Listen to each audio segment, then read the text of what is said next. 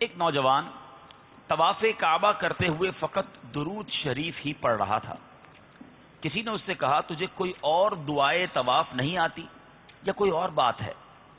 اس نے کہا دعائیں تو آتی ہیں، مگر بات یہ ہے کہ میں اور میرے والد دونوں حج کے لیے نکلے تھے۔ والد صاحب راستے میں بیمار ہو کر فوت ہو گئے، ان کا چہرہ سیاہ پڑ گیا، آنکھیں الٹ گئیں اور پیٹ پھول گیا۔ ذرا غور کریں کتنی مصیبتیں ایک ساتھ، کہ قافلہ پہلے تو اونٹوں پر گھوڑوں پر جاتا تھا، کہتے قافلہ آگے نکل گیا، پہلے طبیعت خراب ہوئی، پھر انتقال بھی ہوا، اب سیاہ بھی چہرہ پڑ گیا، پیٹ بھی پھول گیا، بے سر و سامانی کا عالم تھا۔ میں بہت رویا اور کہا انا للہ و انا الیہ راجعون۔ اور جب رات کی تاریکی چھائی، اب جب میری آنکھ لگی اور میں سو گیا تو میں نے خواب میں ایک سفید لباس میں ملبوس معطر حسین و جمیل ہستی کی زیارت کی۔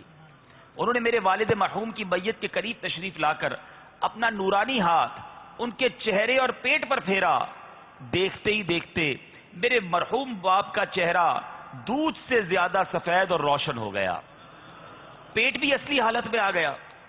جب وہ بزرگ واپس جانے لگے تو میں نے ان کا دامن اقدس تھام لیا اور عرض کی یا سیدی، یعنی اے میرے سردار، آپ کو اس کی قسم جس نے آپ کو اس جنگل میں میرے والد مرحوم کے لیے رحمت بنا کر بھیجا ہے، آپ کون ہیں؟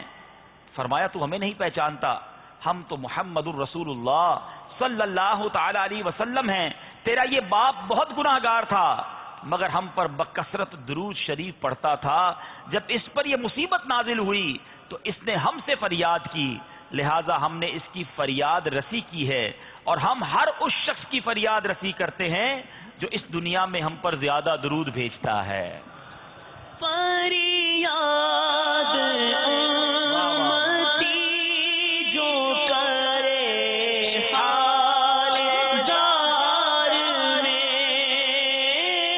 فریاد امتی جو کرے حال جار میں، ممکن نہیں کہ خیر بشر کو خبر نہ ہو۔